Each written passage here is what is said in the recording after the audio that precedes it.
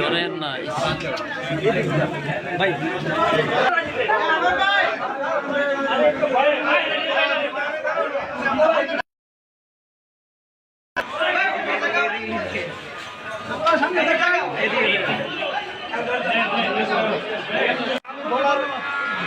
বলার ভাষা হয়ে গেছি সকলকে এইটি সমবেদনার সকলের সঙ্গে আমি আমার পরিবারের পক্ষ থেকে আবারও আপনাদেরকে আন্তরিক অভিনন্দন এবং শুভেচ্ছা জানাচ্ছি।